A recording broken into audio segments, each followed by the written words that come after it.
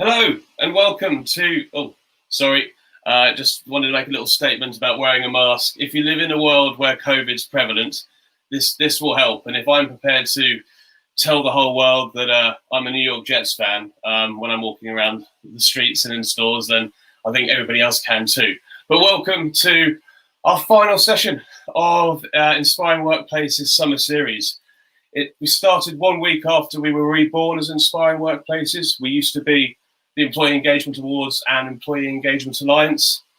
We've had 25, well, we will have had 25 sensational speakers from all over the world, every single day for 5 weeks, covering employee engagement, experience, well-being, mental well-being, recruitment, career management, navigating the challenges of COVID and all the challenges that they have brought us and will continue to bring us. So a massive thank you to all our speakers. It's just been incredible to learn from you and for you to share your experience and insights with the rest of the world. Thank you to my fantastic team. I can honestly say they've stepped up in so many different ways over the past 5 weeks and beforehand, and have really grown. You can visibly see them growing into their new roles. As an Arsenal fan, I've picked up an FA Cup along the way. I've also got a new puppy called Seamus and an amazing wife now. For those that don't know, I got married 2 weeks ago, called Ivy. So our sessions have been viewed thousands of times, and I can't think of a better way to sign off the summer series than with our speaker today. At Inspiring Workplaces, for those that don't know, quite simply, we want to change the world with you through the world of work.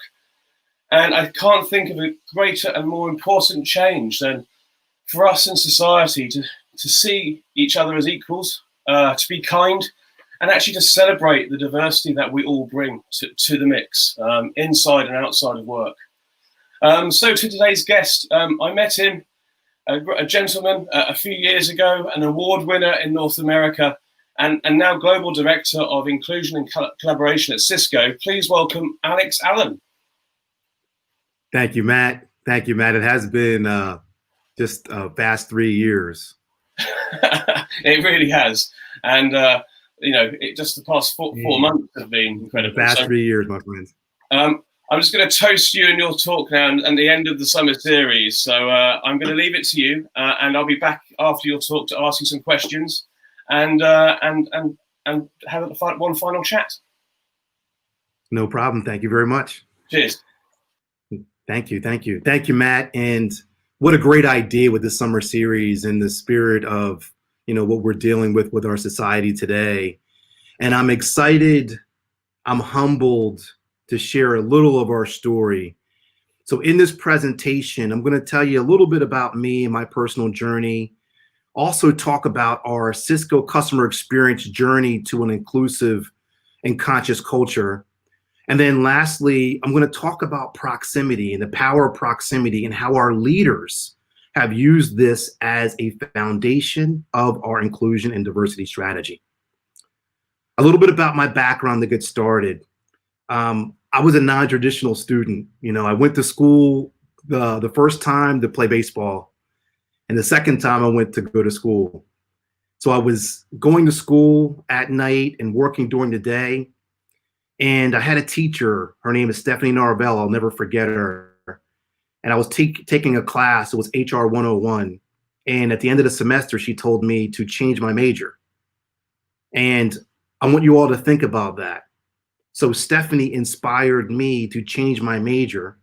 Shortly thereafter, I was able to get a BS and a master's degree in HR. And then I started a 20-year HR career.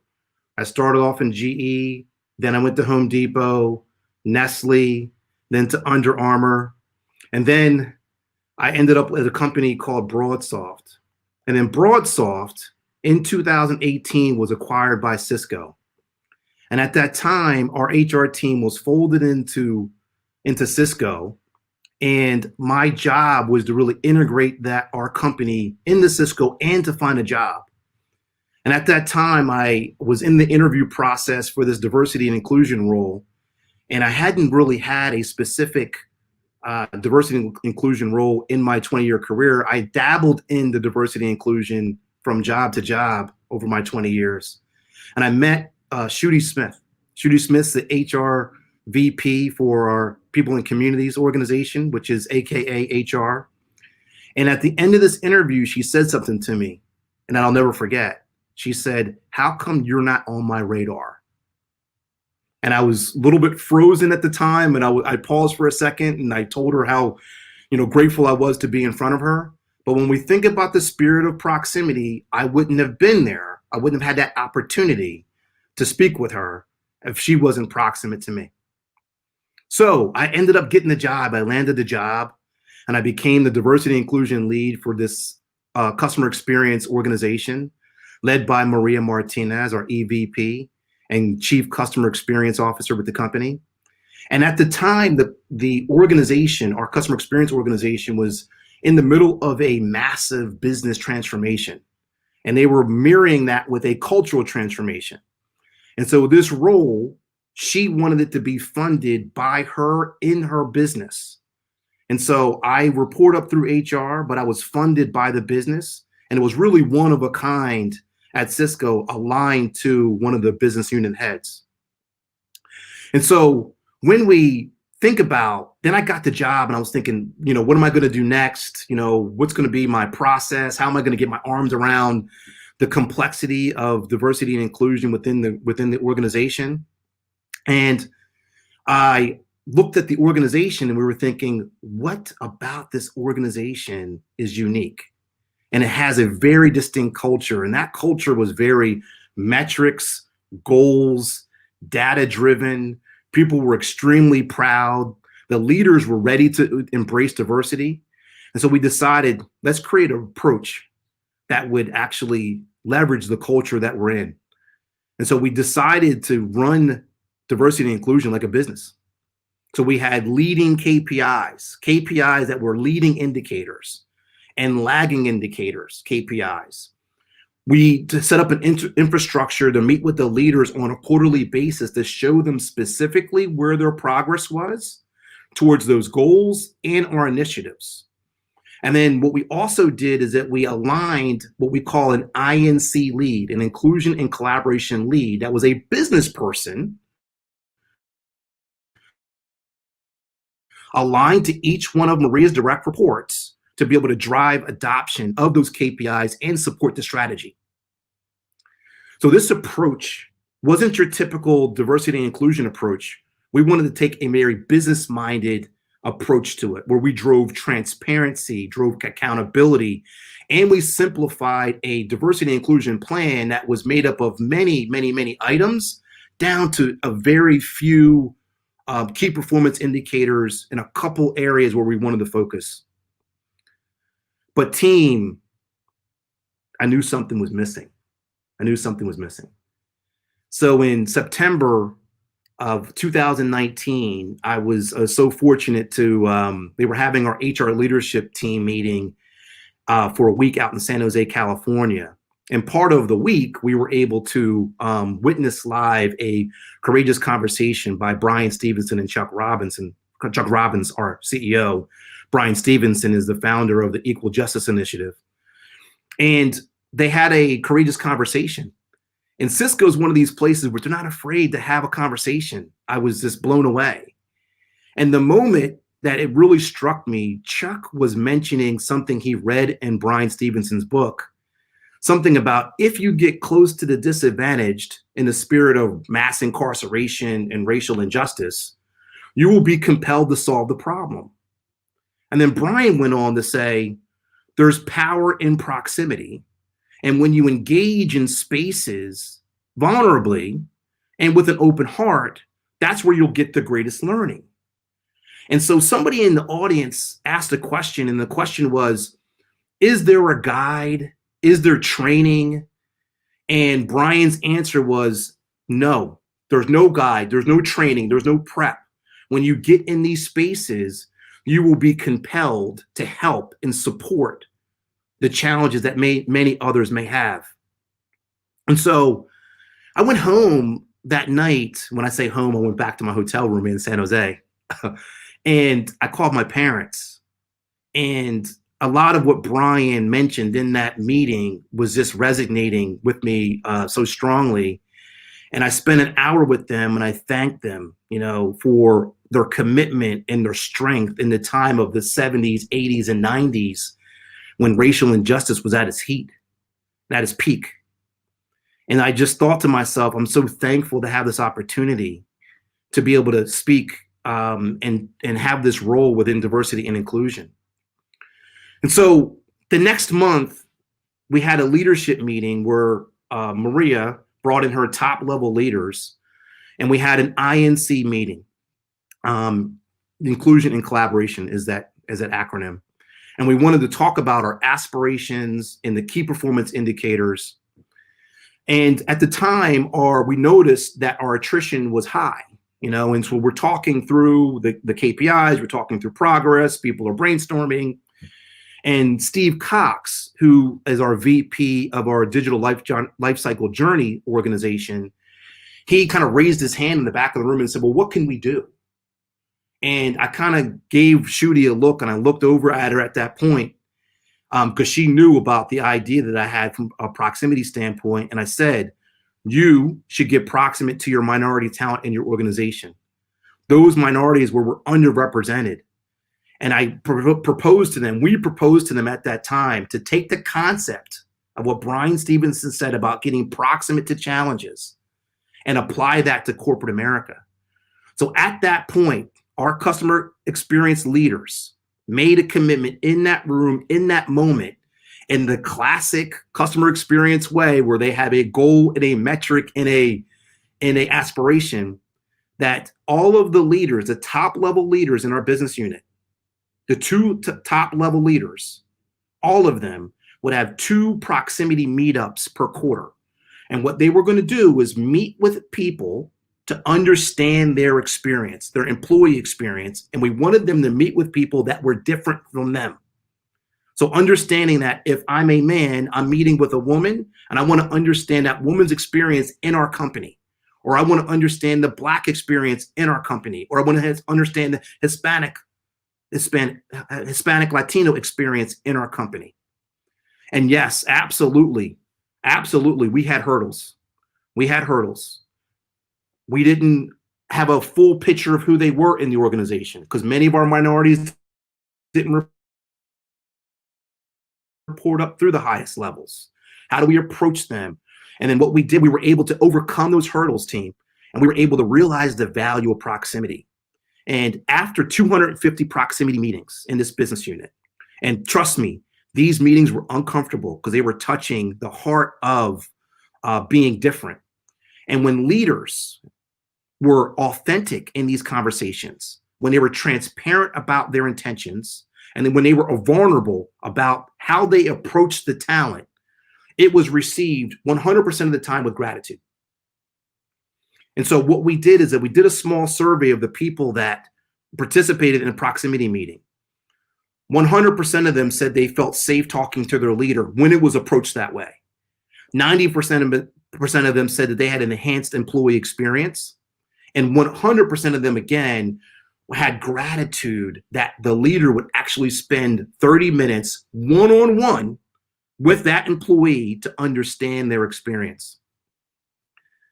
And the underlying theme, what the leaders really understood, or what they heard when they approached it with transparency and vulnerability. They heard things like, we have an exclusive culture at times. We want transparency around promotion criteria. They knew that we had remote workers and how they felt at that time before COVID disconnected from the major hubs. But I would tell you that the underlying theme across all of these was that the access to leadership and the immense need for sponsorship. And so that's when we launched the Proximity Initiative, and we knew that the future was going to be bright for us. What we didn't know at the time is that we were going to have a crisis. We didn't know that there was going to be an economic depression. We had no idea that there was going to be a pandemic. We had no idea that we were going to be stuck in isolation. And we for sure didn't know that there was going to be racial injustice across America, and that was going to be coming to the forefront. Now, all these emotions created what I would call an awakening. And it also provided us a platform to double down in this proximity initiative and actively listen, because the leaders and the organization are ready for change. The leaders were able to dive in and have these transparent, authentic, and vulnerable conversations. And they were able to have them in a spirit and a platform that we had built well prior to all the situations that we have related to the crisis. So let's think about this. How are we going to move forward? And the crisis isn't over. We have it's an unknown outcome. We have to basically take this time to really be able to speak to our employees, understand their experience, and we have this call to action. And let me give you just this one personal experience that I've had over my entire lifetime. When I was growing up, I was so fortunate that my parents, we were middle class, and we were living in a middle class neighborhood. And in many of those situations where I was the one and only, right? I was the one and only, we were the one and only Black family in our neighborhood. I was the one and only Black person who swam. My sister and brother were swimmers. Black people don't swim, of course, right? And so also I went to a private Catholic high school where I was one of few. And then throughout my life, I've been able to be trained, or the mechanics of being the one and only are kind of instilled in me to almost as a defense mechanism. What I'm imploring this leadership team, as well as all the people on this call, is to be able to get proximate to understand someone's experience, because I've had very few people actually get proximate and understand me as a human being. And so that's what our minorities, or our underrepresented minorities, want to feel. They want to feel that someone cares, that someone's seeing them as an individual. Because in all of my experiences across my entire career, there's only been a few leaders that have actually taken the time to do that. So the last thing I'll mention here, our call to action. Our call to action, when we think about racial injustice or being proximate, there's two things I would have anybody in any capacity be able to do. One is your community. So the community that you live in today, could we expand that? Think about the people that you interact with. When you wake up and you're having the conversations with, expand your community to be able to be more diverse. One. Number two is, I'll call it commerce, but it's really investment. Those people, whether it be mentorship, giving back to the community, sponsorship, where you spend your money, could we also expand that to be more diverse? And so those are the two things that I tell people all the time that they can do themselves. It doesn't have to be leading 1,000-person organization. In the spirit of the Black Lives Matters movement, these two things can make a substantial difference as we look to change the way we live. And so thank you very much. And I just want to say thank you to a few people for this, for this opportunity. It doesn't happen without you. I'll start with my family, my mother, Al-Katrina Allen, my father, Alvin Allen Sr., my sister, Alicia Allen, my brother, Alvin Allen Jr. And yes, we all have A's in our name. So, that's part of that's one thing that's happened to us. And the other thing too is that Shudi Smith, you believed in me. You have created an environment where I can be confident and be my authentic self. And our customer experience organization, Maria Martinez, and individuals that I'm sure I'm not going to name your name, the INC leads, Lindsay Scott, thank you so much for your support. Michelle Kanda, thank you very much for your support. So I'll end with that, but I'm just so gracious and thankful for the opportunity to be able to speak to you today. Thank you, Matt. Thank you so much. It takes a lot to make me lose my words, and I'm not lost lost the words. Very, very powerful, especially at the end there. So thank you. I feel like I want to do an interview with you separately now. Actually, one question I wrote down towards the end was, understand me as a human being, as an individual.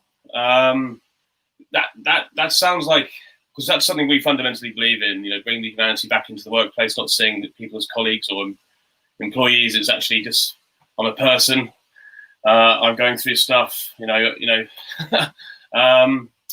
is that a way of actually just almost, if we took that mindset, then we need diversity and inclusion. If we're actually saying, if we treat everybody as an individual, see everybody as equal, you don't necessarily need the diversity and inclusion piece if we took that on. But yeah. Yeah, I think that's a great question, Matt. I think a lot of people ask me, when do you know that you have an inclusive and diverse culture? That's the question, right? And I think that the answer is when we have a culture, when people, the behavior, it becomes a business norm. So when we think about it in the spirit of the employee life cycle or the employee journey, people are going to be hired. We're going to make an assessment. People are going to go and have a career journey, and they're going to be promoted. People are going to be, you're going to invest time to mentor people and sponsor people. And so over that entire journey, if we had a diverse spectrum of people that leaders invested in from the very beginning to the end, and we had a diverse slate in so many terms, so if you think about each point in the employee journey, then you wouldn't need me. But the reality is, in our environment today, is that we do have inequities. Yeah. We do have biases. We do have, people that are disadvantaged in our society, and we have to overcome that. Yeah. My opinion, by being proximate and learning. Now, you have to educate yourself. Half the equation is educating yourself on racial inequality and mass incarceration. The other half of it is being able to experience it as much as you can. Now, you'll never be a different race or a different gender, but if you expose yourself to it in a vulnerable, transparent, and authentic way, and actively listen in the spirit of learning, you'll be able to be more comfortable the more times you do that. That's our theory. Now, how we've got some questions which I will come to, so hold off on them, Stefan, for now. How do you go about having those conversations, in the sense that, and I'll put it in from my own position. I'm English and my surname is Manners, therefore I'm automatically very uncomfortable asking, because I immediately feel like I'm intruding. And you sharing your personal experience. I had a friend from the age of 4. Still a friend now. Don't talk to him as much as I used to. We went through all our school life together, and how you described your upbringing was exactly, imagine he was the one, as you put it. And I never asked about his experiences growing up, and I know,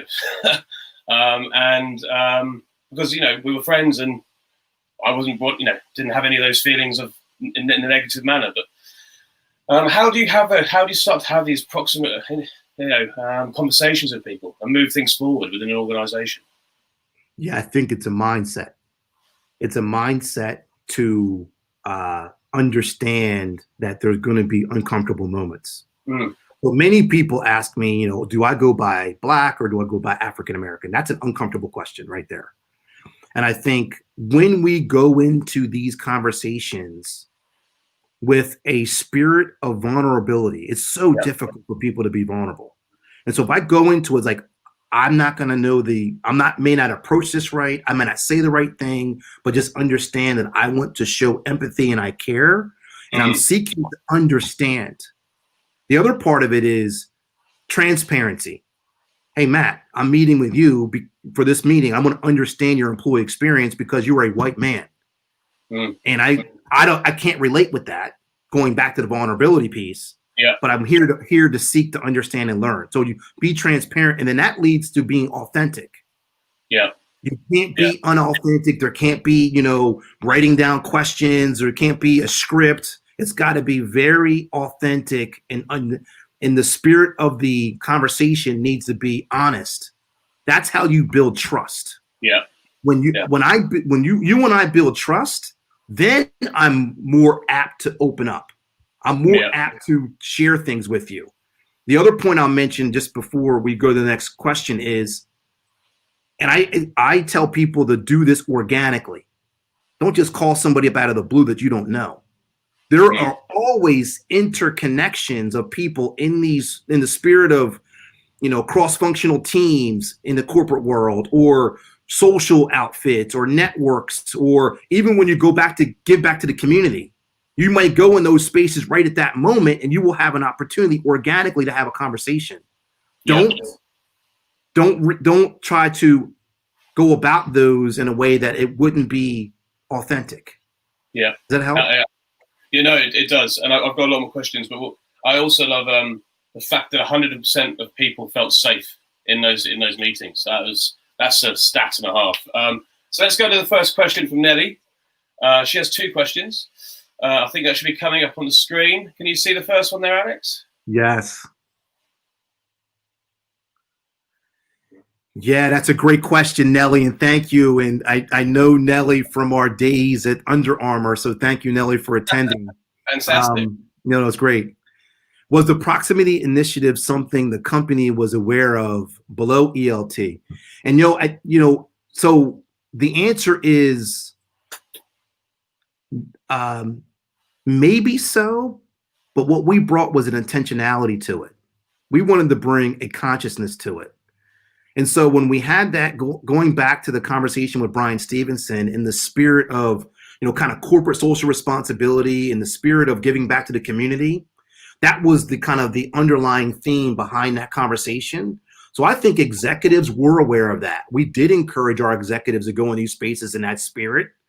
Again, that was for people outside of the company, in the spirit of, giving back to the community. But what we did in our customer experience organization is take that idea and brought it into the corporate world. And so we wanted to focus these conversations on our underrepresented minorities within the organization and facilitate, intentionally have that conversation about their employee experience. I will tell you now, Nelly, that the company has taken notice, and I expect that the company will start to adopt some of the programs that we've launched in our customer experience business unit. So expect it to go enterprise-wide soon. Well, look at that. You've actually answered Nelly's second question in your answer there. So she says thank you. So we'll get that thanks put up on the screen as well, I think. There you go. How do you scale? How do you scale this up from the 250 interviews? How do you scale this organization-wide, if you're able to share that secret sauce? Yeah, I tell you, and we've talked about this, my team and Shooty and team, about this, is that what I truly believe the scaling comes from is from the engagement from the leaders. So if we have every leader that's committed in your organization, and I'm talking the highest level leader, to step into being vulnerable and make the commitment of, 2 or 3 or 1 per quarter, that's your scaling mechanism. That's the way that you'll touch and reach the majority of your organization in a year or a year or two. Yeah. That's the way you get that adoption. When you get that adoption and that buy-in, that's how you scale. Now, there are programmatic pieces that you need to scale. There could be employee enablement. There could be how you capture feedback. It could be, those things on you, how you want to measure proximity. And those are the things that we're looking at right now in our organization. But the pure scale of being able to touch your underrepresented minorities is going to be purely on the engagement of your leaders in the organization. So, because I bang on about, it has to be a mindset shift. You could do so many different activities, spend lots and lots of money, but if the mindset shift doesn't happen, then ultimately it's not going to go anywhere. So this is what we're talking about, I think, isn't it? Yeah, let me mention something about that. And I think what we've learned in our business unit that once you get over the hump of having the first meeting, Yeah. then what, and I literally just had a meeting this week with one of our leaders, and they were we had like a 20-minute session on how do you feel about proximity, what's going on, where are you at with it. And their specific feedback to me was once we did one, and as I do more, I'm becoming more comfortable with it. Yeah. But going back 1 second, all of them mentioned that it was uncomfortable. All of them, nobody thought that this was a kind of a natural behavior, because this is what we're doing, right? We're taking a generation, or generations, I should say, of behavior, finding people that are like you. You and I love global football, so guess what? We're gonna, connect.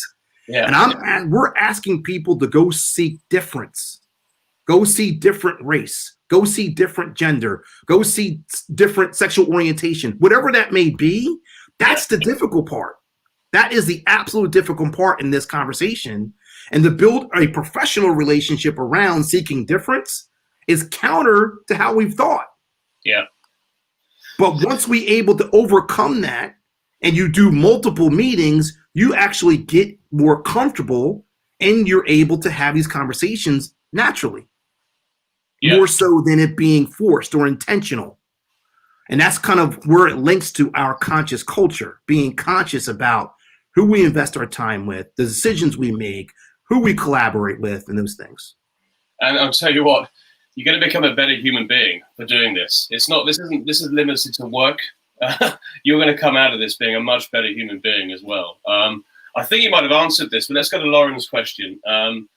What has been the leader's reaction to the proximity meetings? Yeah, I think there's been thank you, Lauren. Thank you, Lauren. I appreciate the question. I think, there's been an assortment of, I think, reactions and emotions and reactions to the proximity meetings. I would tell you this: the common theme that we get from leaders is, wow, I didn't know that I had this type of talent in the organization.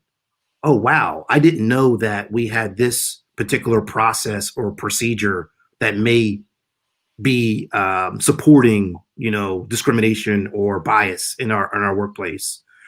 There's a wow, I get to understand and become more human with a person that I typically would not have interacted with. And so I think also there's this momentum to drive change too. So there's this momentum that leaders, as they're having these conversations, are very action-oriented people. Like, don't get me wrong, these are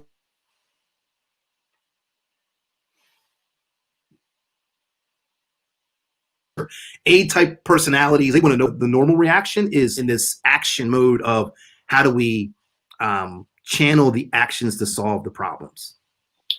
Thank you.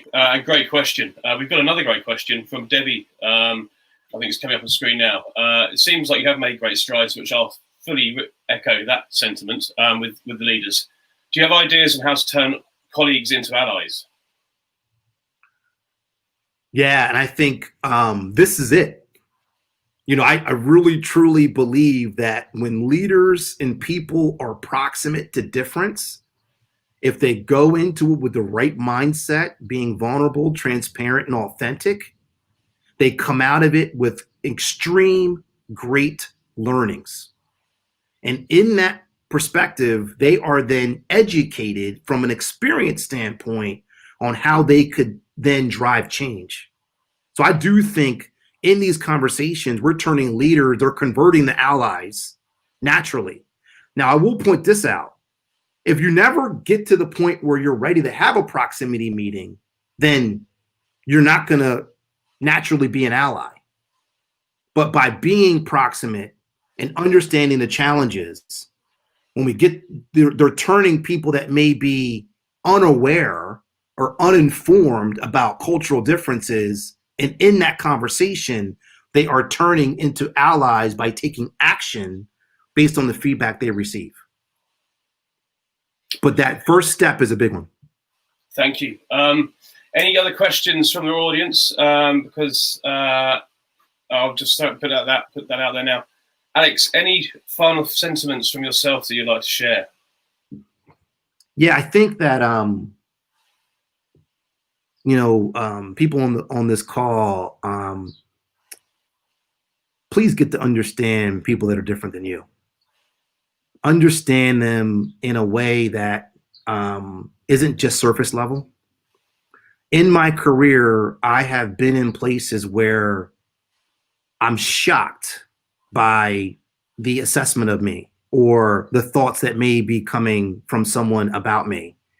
And it's anchored in not knowing me, not knowing the person I am, not knowing the how I laugh, what makes me laugh, my family, the challenges that I've had in my career. And what I'm saying is if we make that commitment to truly, authentically understanding people that are different than us, that is the beginning of a organizational or cultural shift across our society. That is it. Because when you see the challenges that are happening in our societies today, most of it is because of the lack of knowledge. And if we could overcome that fear of the unknown and actually have the courage to ask the question, that will then drive change in our society. I've seen it in my career in all these major Fortune 500 companies I worked for. And when we didn't have that transparency is when we fell short. And I can tell you that what I'm proud of is Cisco's commitment to understanding difference, and Cisco's commitment to diversity and inclusion is prevalent. Sorry, scribbling frantically there. That's an amazing final sentiment. We've just done five weeks of this, Alex, and you've inspired me to do another five weeks. We can't. We have to come to an end at some stage, but this one hell of a last session. We've got one more question. I think let's go for it. Jason, what new initiative, direction, mindset do you think will continue to drive your organization to success? Yeah, I think, what we did in our fiscal year 20 is that we armed our leaders with the data and the visibility to where they are from a diversity and inclusion standpoint, and we simplified the strategy for them to really execute. This fiscal year, we need to get organizational engagement and rally the individuals around the same spirit and commitment that we've asked our leaders to do. Notably, our frontline managers and our individual contributor employees to each the organization around the INC initiatives. That's going to be where we amplify the program and really see sustainable change, while continuing to do the leader-led activities that we did in FY20. Thank you so much for the question. By the way, Alvin Allen's a superhero name. I got Matt Manners. I was told by a journalist back in the day in Australia that I sound like a superhero name. Alvin Allen, superhero name. Great name. So thank you so much. Thank you so much. We're going to leave you to your Friday. I'm going to close out the summer series. So thanks again, Alex. And thank you to everybody that's participated, both in doing the speaking sessions, viewing, downloading, sharing. I've just come up with another idea that I think we're going to bring into feeding off what Alex has just done. And Dana Carrillo, thank you to Alex for your authenticity, transparency, and perspective. It's always refreshing to hear you speaking great takeaways to bring back to my team. Fundamentally endorse that sentiment too. And Jason says thank you as well for both seen and unseen. So that's it. That's a wrap, as they say. The summer series is now over. All our sessions are on demand at Inspiring Workplaces. We have so much work that we're undertaking to bring our community of inspirers some learning, to share experiences, share stories. I think one thing we've really taken away from right now is actually we need to share experiences and learn about each other more all over the world. And we plan on doing that with you. So thank you very much. Take care. Stay safe. And if you've got one, it doesn't have to be New York Jets, but wear a mask. Take care. Bye-bye.